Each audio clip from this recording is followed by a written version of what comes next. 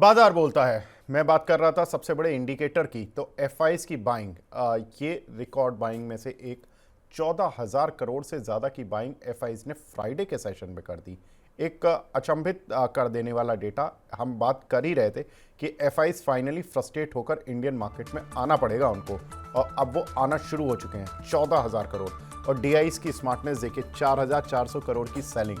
That means कि DIs जहाँ से बाय कर रहे थे 15-16 हज़ार जब निफ्टी चल रही थी, वहाँ से डीआईज लगातार एग्रेसिव बाय कर रहे थे, और वहाँ से देखिए अब डीआईज को प्रॉफिट बुक करने का कहाँ मौका मिल रहा है, जहाँ एफआईज घुस रहे हैं।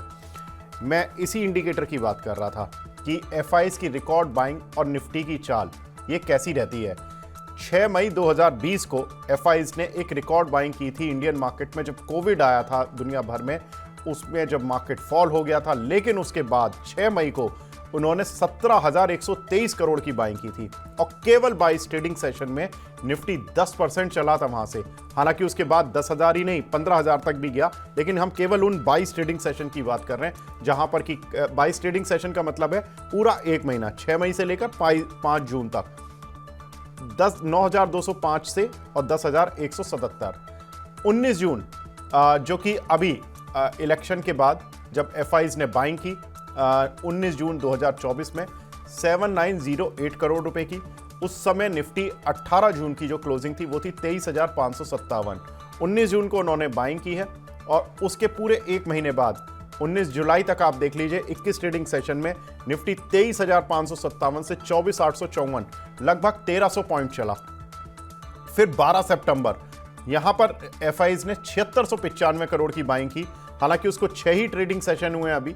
24,998 से 18 से 25,611 तक निफ्टी पहुंच चुका था केवल 6 ट्रेडिंग सेशन में। उसके बाद 20 सितंबर आ गया। 20 सितंबर यानी कि फ्राइडे 14,064 करोड़ की बाइंग कर ले गए। उसी दिन निफ्टी करीब 380 पॉइंट बढ़ता हुआ दिखाई दिया केवल एक ही दिन में।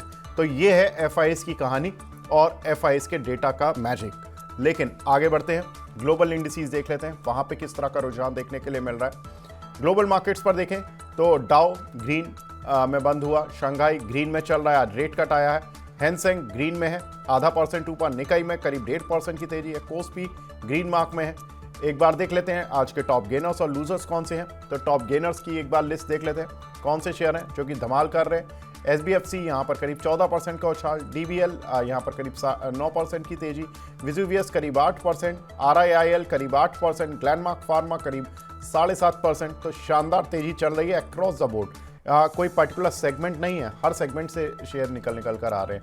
लूजर्स कौन से हैं, ये कोई खबरें होती हैं जिन काउंटर पर जिसकी वजह से गिरते हैं। फ्यूजन करीब 10% नीचे है, वीएसटी इंडस्ट्री 6.5% नीचे है।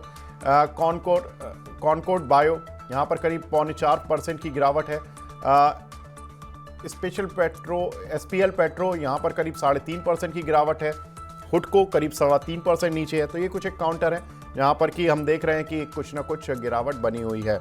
लेकिन पहले हम बात करेंगे एफआईएस के डेटा पर, जो एक रिकॉर्ड बाइंग देखने के लिए मिली है। अंशुल जी, मैंने जो एक डेटा पढ़ा कि एफआईएस जब रिकॉर्ड बाइंग करते हैं, एक हाईएस्ट लेवल की 5,000 10,000 करोड़ की लेवल की बाइंग करते हैं, और जब 14-15 हज़ार करोड़ की बाइंग आ जाती है तो 1,000 पॉइंट की रैली तो लगभग देख ली ही जाती है। ये एक हिस्टोरिक ट्रेंड है। मई 2020 में देखा था, कोविड के बाद रुका ही नहीं था निफ्टी, और अब 14,000 की बाइंग करी है, 14,000 करोड़ की। क्या लगता है कहाँ रुकेगा?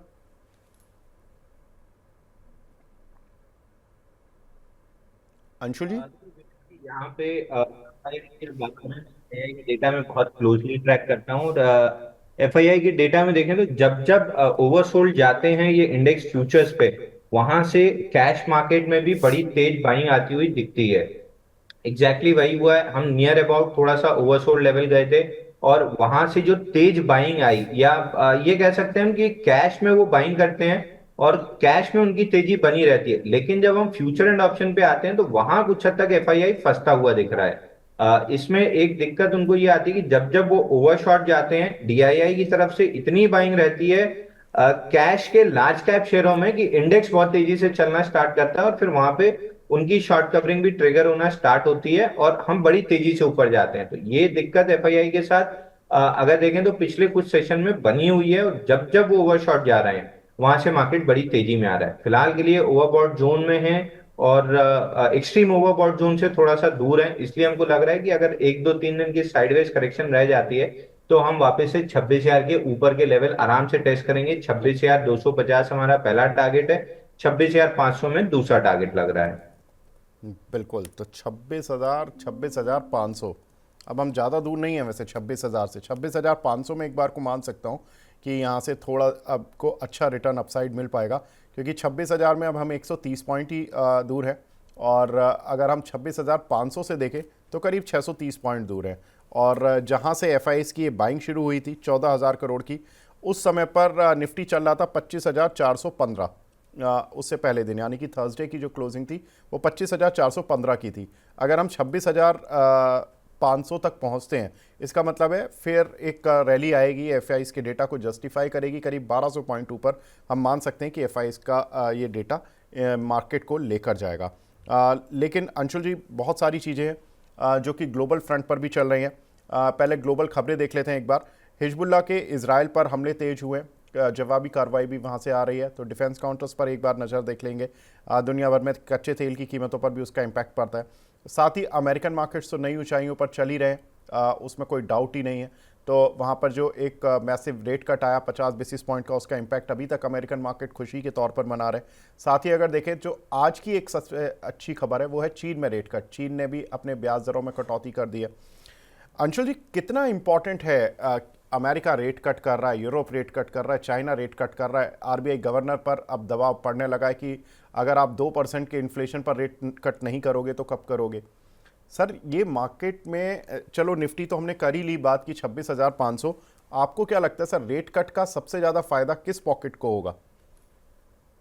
देखिए विवेक जी, रेट कट का सबसे ज्यादा फायदा अगर ग्लोबली किसी को होना है तो वो होगा मिडिल काउंटर्स को और कुछ हद तक फाइनेंशियल काउंटर्स को। लेकिन मैं ऑफ लेट एक आर्टिकल पढ़ रहा था जहां पे उन्होंने रेट कट और मार्केट्स को दोनों को साइड बाय साइड कंपेयर किया था। तो जब भी फेड ने रेट कट 1% से ऊपर किया है बैक टू बैक, आधा परसेंट, 25%, 25 पैसा या आधा 50%, 0.5% करके, अगर वो 1% से ऊपर गया है तो मार्केट में बड़ी तेज करेक्शन आया है, क्योंकि ये मंदी से उभरते हुए रेट कट्स हुए हैं। इस बार ऐसा कुछ नहीं है, बट अगर प्रीवियस कोरिलेशंस को देखें तो मार्केट में थोड़ा सा ये नर्वसनेस जरूर है कि लास्ट 2 बार 3 बार ऐसा हुआ है। हालांकि तब में और अब में इंडियन मार्केट्स में बहुत अंतर है। तब हम एफआईआई डिपेंडेंट मार्केट थे, अब हम डीआईआई डिपेंडेंट मार्केट है, जहां काफी अच्छी तेजी है मार्केट में on the basis of DII liquidity. तो वहां पे एक बार डाइवर्जेंस हो सकता है, लेकिन रेट कट जब भी हुआ है मार्केट में बड़ी तेज गिरावट आई है। तो इस चीज को थोड़ा सा ध्यान में रखते हुए ट्रेड करना चाहिए। हालांकि अगर रेट कट की बात करें तो वो मिडिल काउंटर्स बहुत तेज लग रहे हैं और कुछ हद तक फाइनेंशियल काउंटर्स में और बैंकिंग में थोड़ी सी अच्छी तेजी दिख रही है। सर, मेटल में कौन से काउंटर हैं जो आपको अच्छे लग रहे हैं? देखिए मेटल में हमेशा से मेरी पसंद रहा है जेएसडब्ल्यू स्टील। जेएसडब्ल्यू स्टील में मुझे काफी अच्छी तेजी लग रही है। यहाँ से ऑलमोस्ट एक फ्रेश ब्रेकआउट भी बनने की कगार पे है। फ्राइडे के सेशन में एक्चुअल में बना भी था, अच्छे वॉल्यूम के साथ बना था। आज थोड़ा सा फॉलो थ्रू मूव मिसिंग है, तो या तो डिप पे 968 के आसपास मिले तो अच्छी बाइंग बनेगी, या ऊपर में 987 क्रॉस करे तो मोमेंटम मिलना स्टार्ट होगा। ये स्टॉक हमको 1150 रुपए जाता हुआ दिख रहा है। बड़ा बेस बना है, बेस से ब्रेकआउट है, स्टॉक में स्विंग और मोमेंटम दोनों मिलने की उम्मीद रहेगी। बिल्कुल। तो यहाँ पर मेटल में, और सर आपके फाइनेंशियल काउंटर भी आप बता रहे हैं, फाइनेंशियल काउंटर्स में कौन से ऐसे काउंटर हैं जो आपको ठीक लग रहे हैं? देखिए फाइनेंशियल्स में हमको चोला फिन बहुत अच्छा लग रहा है, स्टॉक में बड़ा ब्रेकआउट आता हुआ दिख रहा है। तो चोला फिन, एम फिन, लेकिन टॉप पिक आप देखिए चोला फिन रहेगी, क्योंकि वहां पे बिजनेस बहुत अच्छा ग्रो होता हुआ दिख रहा है। सेल्स ईपीएस में ग्रोथ ऑलमोस्ट डबल डिजिट की रही है पिछले 6 क्वार्टर में। तो यहाँ से स्टॉक में लगभग 2050 तक की अपमूव, 400 ₹450 की अपमूव आती हुई दिख रही है। और अभी ये प्लेटफॉर्म पे 1565 के अराउंड हमने स्टॉक को डिस्कस करना स्टार्ट किया था, जहां से हम 2000 रुपए तक की बात कर रहे थे। जी, कुछ एक दर्शकों के सवाल भी लेते हुए चलते हैं। आकांक्षा गुप्ता जी बोल रही हैं, big fan of Anshul sir, congratulation Anshul ji आपको। इन्होंने आपके कहने पर सुब्रोस के 1500 शेयर लिए थे 778 के रेट के, प्लीज़ सजेस्ट करें होल्ड करें या सेल? देखिए सुब्रोस में जिस हिसाब से मोमेंटम आना चाहिए था उस हिसाब का मोमेंटम आया नहीं है, तो स्टॉक फिलहाल मोमेंटम लेस है। ना ये स्टॉप लॉस खा रहा है, ना टारगेट अचीव कर रहा है। लेकिन 140 दिन का बेस ब्रेकआउट था, तो मेरे ख्याल से और एक आध हफ्ता 2 हफ्ता कंसोलिडेट कर सकता है। ब्रेकडाउन के सिग्नेचर कहीं भी नहीं है, तो एक्सपेक्टेशन रहेगी कि साइडवेज रह के ब्रेकआउट देगा, तो आप चाहें तो होल्ड कर सकते हैं। और मोमेंटम प्ले करना है तो एक बार एग्जिट करके किसी मोमेंटम काउंटर में आ सकते हैं। फिलहाल इसमें से मोमेंटम क्लियरली मिसिंग है। बिल्कुल। मयंक जी का सवाल है, इनका सुब्रोस पर भी था, इन्होंने 795 के लिए थे, तो आंसर तो सेम ही रहेगा। एडीएफ फूड पर भी आपने रिकमेंडेशन दिया था सर, इस पर काफ़ी सवाल आते हैं। 267 रुपये की इनकी बाइंग है, अब क्या करना है? देखिए, अगर आप बाई कर रहे हैं तो थोड़ा सा ये भी ध्यान रखिए कि मैं टारगेट क्या बता रहा हूँ, रेजिस्टेंस क्या बता रहा हूँ। 2 बार 300 रुपये आया था, आपको बुक करना चाहिए था, वहां से वापस स्टॉक नीचे आ गया है। तो अब फिलहाल आपके पास वेट करने के अलावा कोई ऑप्शन नहीं है। दोबारा 300 रुपये के आसपास जाता है तो वहां पे प्रॉफिट बुक कीजिए। अगर आप बहुत लंबे स्विंग के लिए प्ले कर रहे हैं तो फिर 6 महीने 8 महीने होल्ड कीजिए। हर हफ्ते सवाल पूछने का कोई मतलब नहीं है। अगर अंशुल जी, आप अभी भी मोमेंट 271 चल रहा है, प्रॉफिट तो अभी भी मिल रहा है इनको, बुक तो अभी भी कर सकते हैं अगर आपको एग्जिट कराना है तो।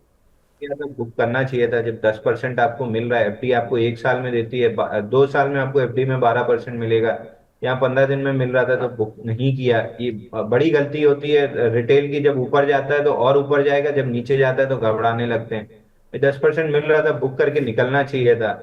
अब दोबारा 300 रुपये आता है तो एक बार बुक करके निकलिए वहां से। अगर 300 के ऊपर सस्टेन करता है तो 345 तक जाएगा, बट एक बार 300 रुपये के आसपास बुक कर लेना चाहिए। और इसमें एक स्टैंडर्ड डिस्क्लेमर दे दूं कि मेरे पोर्टफोलियो में ये स्टॉक है, रेगुलरली हम ट्रेड करते हैं, तो लगभग हमारे पोर्टफोलियो में भी स्टॉक रखा हुआ है।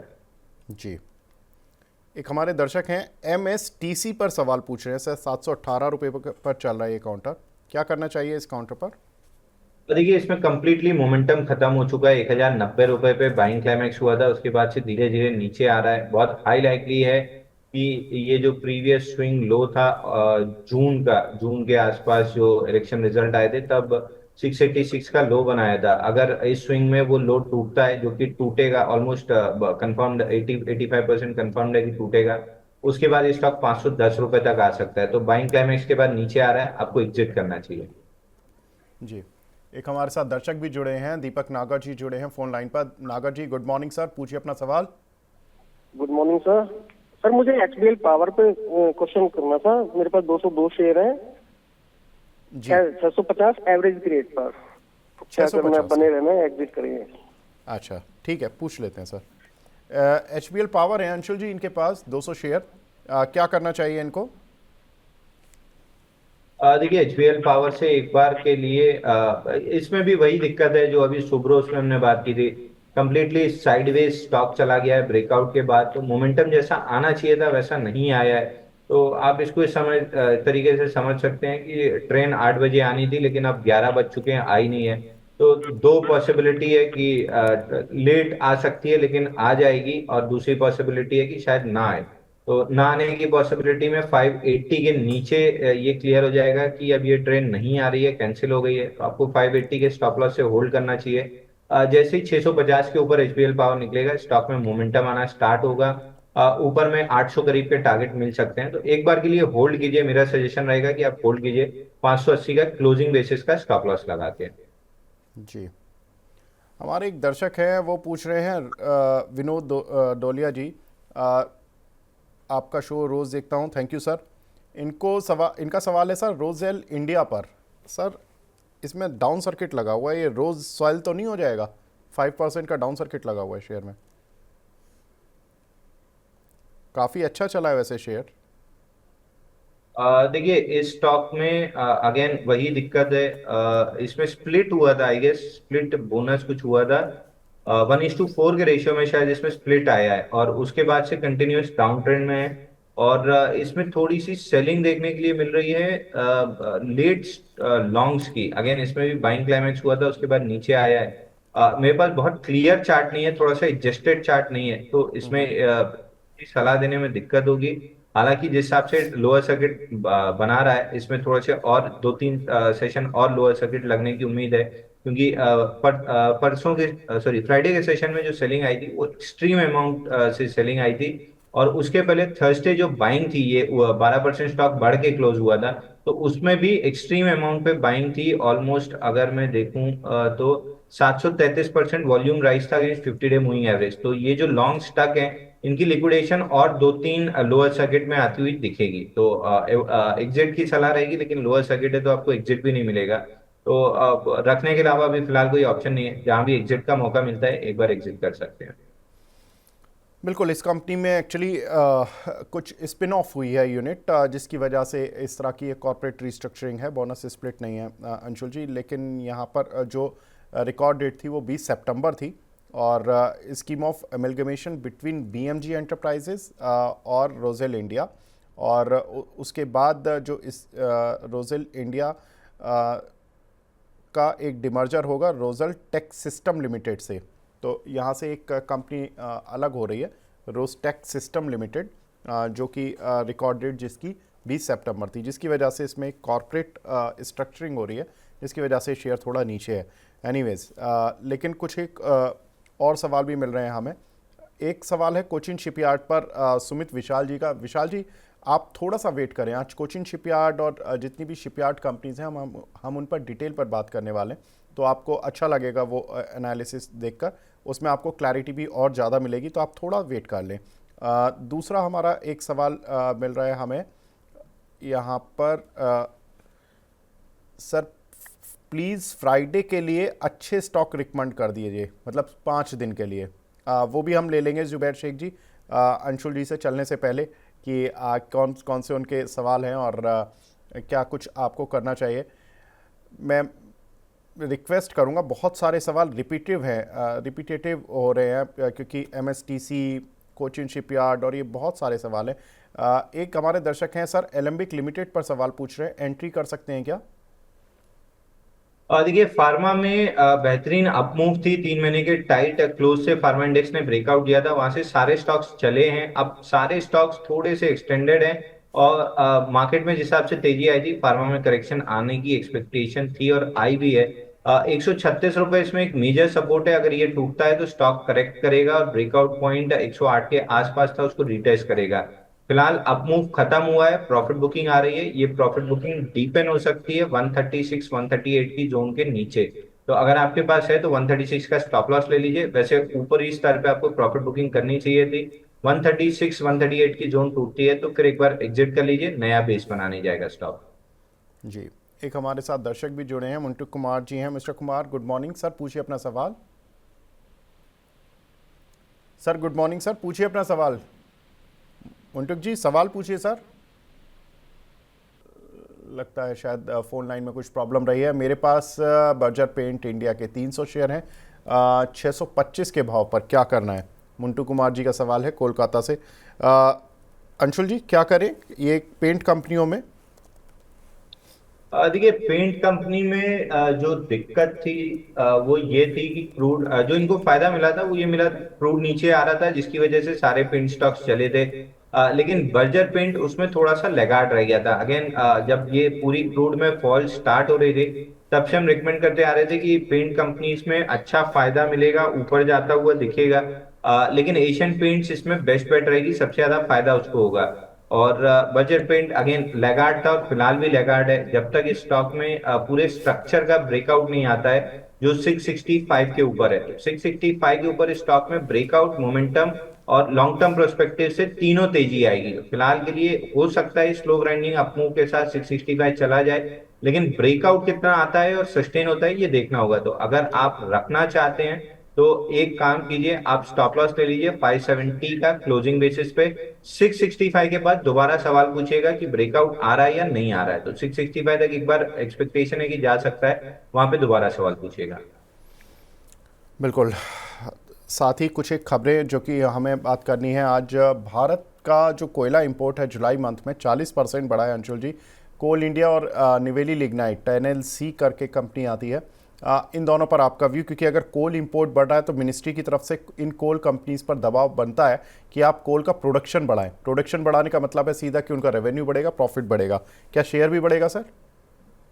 देखिए, कोल इंडिया में नियर अबाउट ब्रेकआउट पॉइंट है, लेकिन प्रॉब्लम ये है कि जो टेलविंड मिलना चाहिए था PSU सेक्टर से, वो टेलविंड इन स्टॉक्स को मिल नहीं रहा है। अब प्रॉब्लम ये हो रही है कि जब तक ये टेलविंड नहीं मिलता है इन स्टॉक्स को, तब तक इन स्टॉक्स में दिक्कत बनी रहेगी। और कोल इंडिया जरूर मेरे को थोड़ी सी तेजी लग रही है, लेकिन ये शॉर्ट लिव्ड रहेगी, बहुत ज्यादा एक्सपेक्टेशन नहीं रखना चाहिए। ऊपर में 515 के अराउंड बड़ा रेजिस्टेंस है, ब्रेकआउट फेल हुआ है तो लॉन्ग स्टक है, रैलीज पे लॉन्ग निकलेंगे। तो आपको भी अगर है आपके पास तो 515 के अराउंड आपको एग्जिट प्लान करना चाहिए। स्टॉक वापस से नीचे आता हुआ दिखेगा 460, और अगर 460 होल्ड नहीं होता है तो 406 रुपए तक। दूसरा एनएलसी इंडिया में वीकली चार्ट पे देखें तो स्ट्रक्चर बिल्डिंग है, कब कंप्लीट हो चुका है वीकली चार्ट पे, हैंडल बन रहा है। 22 जुलाई की जो कैंडल थी उसके हाई लो के अंदर बहुत छोटी छोटी वीकली कैंडल्स बन रही हैं, तो मोमेंटम नहीं है इस काउंटर में। 286 अगर ये निकाल लेता है तो उसके बाद आपका और मेरा दोनों का इंटरेस्ट आना चाहिए, क्योंकि 286 के ऊपर मोमेंटम आएगा, वीकली चार्ट का भी ब्रेकआउट आएगा। तो फिलहाल के लिए अवॉइड की लिस्ट में रखना चाहिए, विद अ व्यू की 286 निकलता है तो वापस से हम ब्रेकआउट प्ले करने की कोशिश करेंगे। बिल्कुल। कुछ एक खबरें जो कि और भी बनी हुई हैं, आज वोडाफोन आइडिया के लिए भी बड़ा दिन है। उनकी एक इन्वेस्टर्स के साथ बैठक होने जा रही है। हमने देखा ही था कि लास्ट वीक में क्या हुआ, कंपनी के एजीआर पिटीशन को लेकर जो सुप्रीम कोर्ट में याचिका रद्द हुई, उसके बाद से काउंटर में ज़बरदस्त पिटाई हुई। लेकिन अब उसमें लगातार बैक टू बैक खबरें आई। एक उन्होंने डील भी साइन की सैमसंग और नोकिया के साथ, लेकिन वो तो 5G एक्सपेंशन के लिए। लेकिन सबसे इम्पॉर्टेंट है कि आज 2:30 बजे से लेकर 3 बजे के आसपास उनकी इन्वेस्टर्स के साथ बैठक है। अंशुल जी, आज काउंटर में अपर सर्किट भी लगा मॉर्निंग के सेशन में, हालांकि वो अपर सर्किट खुल गया है। क्या करना है अब आइडिया के इन्वेस्टर्स को, ट्रेडर्स को? देखिए विवेक जी, इसमें मैंने लास्ट वीक भी आपके और विपुल जी के दोनों शो में कहा था कि अगर आप बिरला जी को देके खरीद रहे हैं तो उनका 2 लाख करोड़ की नेटवर्थ है, 30 करोड़ रुपए उनके लिए कोई मायने नहीं रखते। आप अपना पूरा पैसा डाल देंगे तो पैसा बर्बाद हो जाएगा। तो अगेन वही होता हुआ दिख रहा है। लास्ट वीक में ऑलमोस्ट फ्राइडे को, थर्सडे और फ्राइडे 3 दिन अगर मिला ले, वेडनेसडे थर्सडे फ्राइडे, तो स्टॉक 15 रुपए से गिर के ऑलरेडी 10 रुपए का लो बना चुका है, 11 के आसपास है। रैली पे 11 रुपए 60 पैसे, 11 रुपए 90 पैसे मेजर सपोर्ट था, ये मेजर रेजिस्टेंस बनेगा। मुझे ये स्टॉक 5 रुपए और 2 रुपए आता हुआ दिख रहा है। अगर आप ले रहे हैं तो मेरी सलाह है कि एक बार गूगल खोलिए, वहां पे लिखिए Bharti Airtel share price, Google का चार्ट आएगा, वहां पे ऑल टाइम या 5 साल का वो चार्ट देखिए, उसके बाद आइडिया का चार्ट देखिए। आपको अपने आप पता चल जाएगा कि 5 साल में सिर्फ वेल्थ डिस्ट्रॉयर रहा है, इसी सेगमेंट में रहना है। तो आज भी आप भारती ले लेंगे तो आप 5 साल में पैसा कमा लेंगे। वोडाफोन आइडिया मेरी लिस्ट से कंप्लीटली बाहर है। बिल्कुल। तो वोडाफोन आइडिया पर अंशुल जी तो ज़्यादा पॉजिटिव है नहीं, हालांकि उस पर हम एक विस्तार से बात करेंगे अभी कि क्या कुछ वोडाफोन आइडिया के बीच में चल रहा है। लेकिन एक और इम्पॉर्टेंट डेवलपमेंट जो कि मार्केट में होने जा रहा है वो है जीएसटी मीटिंग। इस हफ्ते होने जा रही है 24 से 25 सितंबर के बीच गोवा में जीएसटी काउंसिल की एक बैठक होगी। करीब 100 प्रोडक्ट्स पर जीएसटी का रेशनलाइज करना होगा इस मीटिंग में, ऐसा माना जा रहा है। अब रेशनलाइज करने का मतलब ये भी हो सकता है कि जीएसटी की रेट कम की जाए कुछ प्रोडक्ट पर, कुछ प्रोडक्ट्स पर रेट बढ़ाई भी जा सकती है। तो ये बड़ा इंटरेस्टिंग प्ले होगा। साथ ही जीएसटी के नए स्लैब बनाने पर भी बातचीत हो सकती है। ये माना जा रहा है कि जीएसटी के 4 स्लैब्स को हटाकर अब 3 स्लैब लाने की बात हो रही है, जिसमें कि कुछ अलग अलग मिनिस्टर्स ने, ग्रुप ऑफ मिनिस्टर्स ने अलग अलग रिकमेंडेशंस दिए। अब देखना ये होगा कि जो काउंसिल होगी वो किस पर्टिकुलर स्लैब को विचार करती है और कौन से 3 स्लैब तैयार किए जाते हैं, या इन 4 स्लैब्स के साथ ही चलना है जो कि 5%, 12%, 18% और 28% है। अभी उसमें बात हो रही है कि 7, 14, 21 कुछ इस तरह के स्लैब्स बने। तो अब देखना होगा, इंटरेस्टिंग प्ले होगा कि क्या होना है। अंजुल जी, कोई लगता है ये डेल्टा कॉर्प जैसी कंपनियां जो गेमिंग कंपनियां हैं, अगर मैं बोलता हूं कि 21% के जीएसटी स्लैब बन जाता है हाईएस्ट लेवल पर, तो चूंकि इन गेमिंग कंपनीज पर 28% का जीएसटी स्लैब एप्लीकेबल हो गया था, 21% पर आ जाते हैं, या जो हाई एंड जो लग्जरी व्हीकल जिनको माना जाता है उन कंपनीज को कुछ फ़ायदा मिलेगा? देखिए फायदा जरूर मिलेगा, लेकिन वो बहुत सेल्स में कन्वर्ट हो जाएगा ये कहना बहुत मुश्किल है, क्योंकि हम जब परचेज करते हैं तो हम टैक्स और ये सारी चीजें कंसिडर जरूर करते हैं, लेकिन परचेज करते समय या इन चीजों पे पैसा स्पेंड करते समय हमारी जो प्रायोरिटी होती है वो होती है हमारी जेब। पैसा है कि नहीं है, ब्याज पे उठा के खरीदना है, वही उधार लेके घी पीना है, या थोड़ा सा इंतजार करना है कि जब जेब में पैसा आ जाए तब घी खरीदने जाएंगे। तो इंडियन जो मेंटेलिटी है वो अपनी जेब का पैसा खर्च करने में ज्यादा यकीन रखते हैं बजाय लोन लेने के। लोन लेने के लिए वो फिर जो इन्वेस्टमेंट काइंड ऑफ प्रोडक्ट होते हैं, जैसे घर ले लिया या इस टाइप की चीज ले ली जो आगे वैल्यू जनरेट करके दे, उसमें वो लोन लेके पैसा खर्च करते हैं। तो मुझे लगता नहीं है कि सेल्स में बहुत ज्यादा कन्वर्ट होगा, लेकिन हाँ एक सेंटिमेंटली ये चीज पॉजिटिव रहेगी इन काउंटर्स के लिए थोड़ी कुछ हद तक बाइंग देखी जा सकती है, लेकिन इसका जो बेहतर फायदा मिलेगा वो कंज्यूमर ड्यूरेबल्स वाली कंपनी को ज्यादा मिलेगा, ना कि ये जो डेल्टा कॉर्प या इस टाइप की कंपनीज को है। तो मैं कंज्यूमर ड्यूरेबल्स की तरफ थोड़ा सा ज्यादा इंक्लाइंड हूँ, और वहां पे चार्ट्स पे भी ब्रेकआउट दिख रहा है, तो मैं वहां पे ज्यादा रिकमेंडेशंस दे रहा हूँ। बिल्कुल। एक और खबर सर जो कि इम्पॉर्टेंट थी, प्रधानमंत्री मोदी जब अमेरिकन दौरे पर गए तो कुछ ना कुछ हम लास्ट वीक बात भी कर रहे थे, कुछ ना कुछ डील्स होंगी, कुछ ना कुछ एग्रीमेंट साइन होंगे, और ऐसा हुआ भी। सेमीकंडक्टर फैब्रिकेशन को लेकर एक डील हुई है जिसमें कि भारत को अमेरिका ये टेक्नोलॉजी देगा और भारत में एक प्लांट लगाया जाएगा सेमीकंडक्टर फैब्रिकेशन का, जिससे कि इस प्लांट का फ़ायदा जो होगा वो वॉर फाइटिंग में होगा, कम्युनिकेशन में होगा, हाई वोल्टेज में मदद मिलेगी। अब इससे कौन से सेक्टर प्रभावित होंगे? उससे होगा डिफेंस सेक्टर प्रभावित होगा, रेलवे होगा, टेलीकॉम होगा, डेटा सेंटर्स होंगे और ग्रीन एनर्जी होंगे। अंशुल जी, BEL, BEML, data patterns, DCX system, Tata communication, ये कुछ एक कंपनियां हैं जो कि इस पर्टिकुलर थीम से जुड़ी हुई हैं। कोई आपको लगता है समझ आता है? देखिए, टाटा कम्युनिकेशन मुझे बहुत अच्छा लग रहा है। बाकी सारे स्टॉक्स पे पुल बैक आ सकता है, लेकिन एक्सेसिव रिटेल लॉन्ग है तो पुल बैक पे उनकी सेलिंग आएगी। अभी डिस्ट्रेस सेलिंग डिफेंस और रेलवे में आई नहीं है। पुल बैक में वापस से लोग एग्जिट करेंगे, और डिस्ट्रेस सेलिंग आते आते ऑल टाइम हाई से स्टॉक्स 40, 45, 50% तक नीचे आ जाएंगे। अभी केवल 30% नीचे है, तो वो सारे स्टॉक्स में अवॉइड करके चल रहा हूँ। चार्टिकली टाटा कम्युनिकेशन में बहुत बेहतरीन पैटर्न बना हुआ है, यहाँ पे मैं एक्सपेक्ट कर रहा हूँ कि ब्रेकआउट आएगा। ऑलरेडी वीकली चार्ट पे एक फ्लैट बेस है, लेकिन डेली चार्ट पे क्लोजली अगर ऑब्जर्व करें तो 115 दिन का कप एंडल पैटर्न है, जिसका ब्रेकआउट बनता है 2050 के ऊपर।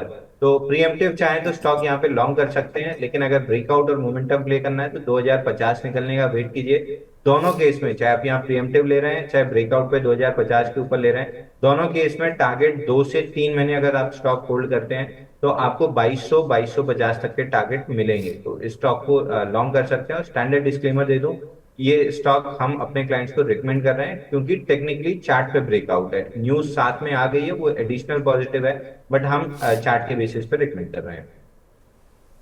जी। साथ ही सर अगर हम देखें तो कुछ एक काउंटर्स जिसमें कि अभी मूव देखने के लिए मिल रहा है, उसमें आज अदानी एंटरप्राइजेस सर एक काफ़ी दिनों के बाद 3000 के पार होता हुआ दिखाई दिया। कैसा लग रहा है सर? देखिए, अदानी एंटरप्राइजेस में विवेक जी, आप अदानी एंटरप्राइजेस ही पूछें। जी सर। देखिए, अदानी एंटरप्राइजेस में फाइनली एक रिवर्सल आया है, और लास्ट वीक एक स्टैंडर्ड डिस्क्लेमर दे दूं कि इसमें ब्रेकआउट आ रहा था। हमने अपने क्लाइंट्स को रिकमेंड किया था, लेकिन ये स्टॉप लॉस खाया उसके बाद चला है। तो यहाँ से फ्रेश ब्रेकआउट आ रहा है हमारे क्लाइंट्स के पोर्टफोलियो में, हो सकता है अगर उन्होंने स्टॉप्स नहीं ट्रिगर किए हैं तो। और हमने अब वापस से बाय रिकमेंड किया है जब ये स्टॉक 3020 के ऊपर चला है। 3020 के ऊपर फ्रेश ब्रेकआउट है, फील्ड ब्रेकआउट के बाद। तो रिटेल इसमें कम है, स्ट्रॉन्ग हैंड्स का एक्यूमुलेशन देखने के लिए मिल रहा है। ये स्टॉक 3230 रुपए तक जाता हुआ दिख रहा है, बट अगेन 15 से 20 दिन इस स्टॉक में समय लग सकता है, और अगर 15 से 20 दिन नहीं आते तो थोड़ा सा तो स्ट्रेच भी हो सकता है 1 से 1.5 महीना, बट इवेंचुअली स्टॉक 3230 रुपए आता हुआ दिख रहा है। तो हम अपने क्लाइंट्स को रिकमेंड कर रहे हैं, क्योंकि स्ट्रक्चर ब्रेकआउट के बाद रीटेस्ट है मंथली चार्ट पे, उस हिसाब से ये मंथली का ब्रेकआउट है, तो थोड़ा सा समय ले सकता है। बट 3230 आता हुआ दिख रहा है, उसके ऊपर निकलता है तो फिर एक गैप छूटा हुआ है 3560 के आसपास, वो लेवल फिल करने जाएगा। तो 3 से 6 महीने के प्रोस्पेक्टिव से ले रहे हैं तो 3600 का टारगेट लीजिए। 1 से 1.5 महीने के प्रोस्पेक्टिव से ले रहे हैं तो 3230 का टारगेट लीजिए। जी। हमारे साथ एक दर्शक और जुड़े हैं, सुआशीष जी जुड़े हैं ग्रेटर नोएडा से। सुआशीष जी, हाय, गुड मॉर्निंग सर, पूछिए अपना सवाल। हाँ, गुड मॉर्निंग सर। मेरा सर इसमें ग्राफाइट इंडिया पे सवाल था। 60 शेयर्स हैं 607 पे, काफी टाइम से होल्ड किया हुआ है सर, क्या फ्यूचर है इसका, ये जानना चाह रहा था। बिल्कुल, ग्रेफाइट, HEG, ये सब एक ही सेगमेंट की कंपनियां हैं, चली नहीं, थोड़ा सा फंसी रहीं लास्ट वीक। हालांकि मैं इनमें देख रहा था कि मूव आया है, कुछ ग्रेफाइट की कीमतों में इंटरनेशनल मार्केट में तेज़ी देखने के लिए मिली थी, जिसका एक इम्पैक्ट था। अंशुल जी, क्या लग रहा है, मेटल में जब बाउंस बैक होगा, मेटल में ही यूज़ होता है सर, मेटल प्लांट में ही यूज़ होता है ज़्यादातर ग्रेफाइट, तो ग्रेफाइट को भी कुछ सहारा मिल पाएगा क्या? देखिए विवेक जी, ये मेरे 2 फेवरेट काउंटर हैं, HEG और ग्रेफाइट। मुझे जब भी बाइंग क्लाइमेक्स का एग्जांपल देना होता है मैं HEG और HEG के बाद ग्रेफाइट का एग्जांपल लेता हूं। 2018 में स्टॉक में बहुत बड़ी रैली थी, ऑलमोस्ट 58 रुपीज से स्टॉक 1500% बढ़ के ₹600 के आसपास टॉप आउट हुआ था। अब ये पूरी रैली जो थी वो लेस देन वीकली चार्ट पे अगर मैं देखूं तो लेस देन 84 वीक्स में रही, यानी एक सवा साल में स्टॉक 1500% बढ़ा था। उसके बाद से आज 6 साल हो गए, स्टॉक कंप्लीटली साइडवेज है।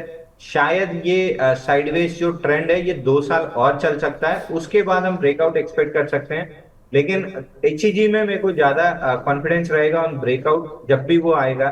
ग्रेफाइट में नहीं है, क्योंकि सेल्स अर्निंग्स इनकी बहुत खराब होती जा रही है क्वार्टर ऑन क्वार्टर। पिछले 6 क्वार्टर में देखूं तो सेल्स ईपीएस दोनों डाउन ट्रेंड में है, दोनों डाउन ट्रेंड में है। यहाँ पे स्टॉक जब तक ₹705 के ऊपर नहीं निकलता है, मैं बिल्कुल नहीं एक्सपेक्ट कर रहा हूँ कि स्टॉक में किसी तरह का मोमेंटम रहेगा। ये स्टॉक 2 3 4 साल और साइडवेज रह जाए तो मेरे को कोई सरप्राइज नहीं होगा। आपके पास है, आप एग्जिट कर लीजिए। ₹700 का एक अलर्ट लगा लीजिए, 700 निकलता है तो एक बार ब्रेकआउट अटेम्प्ट प्ले कर सकते हैं। उस केस में ₹1000 तक जा सकता है, लेकिन मेरा बहुत कॉन्फिडेंस तब भी नहीं रहेगा। सिमिलर सेक्टर में अगर ब्रेकआउट आता है तो मैं एचईजी प्रेफर करूंगा, क्योंकि वहां सेल्स भी राइजिंग है, अर्निंग्स भी राइजिंग है, चार्ट पैटर्न भी थोड़ा सा इंकरेजिंग है, और वहां भी 6 साल हो चुके हैं बेस बनाते हुए। तो ब्रेकआउट अगर आता है तो पहले एचईजी में आएगा, ग्रेफाइट में तब भी अवॉइड करके चलूंगा। बिल्कुल, लेकिन अंशुल जी मैं आपकी थ्योरी को कुछ थोड़ा सा जो रिवर्स साइड पर वो दूंगा, क्योंकि ग्रेफाइट की एक कंपनी है रेजोना, उसने अभी 20% ग्रेफाइट इलेक्ट्रोड्स के दाम बढ़ाए हैं, और दुनिया भर में ग्रेफाइट्स की थोड़ी जो सप्लाई है वो कंस्ट्रेंट आ गई है, क्योंकि चाइना जो कि वर्ल्ड का नंबर 1 ग्रेफाइट प्रोड्यूसर है, वहाँ पर सप्लाई कंस्ट्रेंट आ रहे हैं वहाँ से। साथ ही डिमांड बैटरी सेगमेंट से और दूसरी इंडस्ट्रीज से बड़ी है। बैटरी में भी ग्रेफाइट का ईवी बैटरी में भी यूज़ होता है थोड़ा सा, और एनर्जी ट्रांजिशन और इलेक्ट्रिक व्हीकल्स, ये सारी जो चीज़ें हैं यहाँ से डिमांड क्रिएट हो रही है। सब प्राइस बढ़ रहे हैं, सप्लाई थोड़ी सी पैची है। तो जितना वर्ष देखना था, क्या हम ये माने, अगर ये सोच कर चलें कि वर्ष देख लिया है, तो क्या लगता है ग्रेफाइट पर? देखिए, वर्स्ट इज ओवर ऐसा कह सकते हैं, लेकिन मेरे को अभी भी वहाँ रिजल्ट और सेल्स में ये चीजें नहीं दिख रही हैं। न्यूज बेस जरूर पॉजिटिव है, और विवेक जी देखिए, न्यूज बेस पॉजिटिव होने की वजह से रिटेल क्लाइंट फंसता है। तो जब तक चार्ट पे बहुत क्लियर एविडेंस ना हो या ब्रेकआउट ना हो, मैं कभी बाई रिकमेंड करना पसंद नहीं करता हूँ, क्योंकि अल्टीमेटली अगर सारी न्यूज़ें पॉजिटिव है और अगर इंस्टीट्यूशंस इसमें इंटरेस्टेड है न्यूज में, तो इंस्टीट्यूशन की बाइंग दिखनी चाहिए चार्ट पे। जो एचईजी में तो थोड़ी सी दिख रही है, ग्रेफाइट में नहीं दिख रही है। तो अगेन मैं वो कहूंगा, अगर ये न्यूज सारी पॉजिटिव हो जाती हैं तो ये स्टॉक अगर 1200-1300 रुपए जाना भी है तो 700 क्रॉस करने के बाद ही जाएगा। ऐसा नहीं है कि 700 क्रॉस किए बिना 1200-1300 जाएगा। तो मुझे अगर प्ले करना भी होगा तो पॉजिटिव न्यूज और 700 के ब्रेकआउट को मैं प्ले करूंगा, फिर 1200-1300 के लिए मैं अभी से प्रीएम्प्टिव लेके क्यों बैठूं। अगर मालूम पड़ा ये न्यूज नहीं प्ले आउट हुई और 2 साल लगा दिया, तो क्या मेरे पास 2 साल का पेशेंस है? मेरे पास 2 हफ्ते का पेशेंस नहीं होता है, मुझे फटाफट चाहिए होती हैं चीजें। तो ये स्टॉक उनके लिए जो पेशेंस रख सकते हैं, जिनने 6 साल पेशेंस रखा है, जिनको इस चीज से फर्क नहीं पड़ा है कि स्टॉक नहीं चला है, वो अगेन प्रीएम्प्टिव बाई करके स्टोरी में बिलीव करके ले सकते हैं। बट स्टोरी में मैं तभी बिलीव करता हूं जब चार्ट पे भी मुझे बाइंग या ब्रेकआउट दिखता है, तो जो मुझे अभी नहीं दिख रहा है। तो मेरी तरफ से ग्रेफाइट कंप्लीटली अवॉइड है। स्टोरी प्ले भी करना है तो आप एचईजी में प्ले कर सकते हैं, वो भी अभी मेरी सजेशन में नहीं है, क्योंकि मुझे चार्ट पे ब्रेकआउट नहीं दिख रहा है दोनों काउंटर्स में।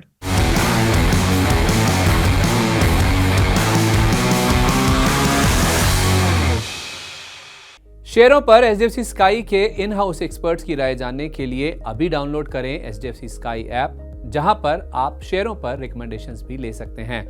ऐप डाउनलोड करने के लिए स्क्रीन पर दिए क्यूआर कोड को स्कैन करें।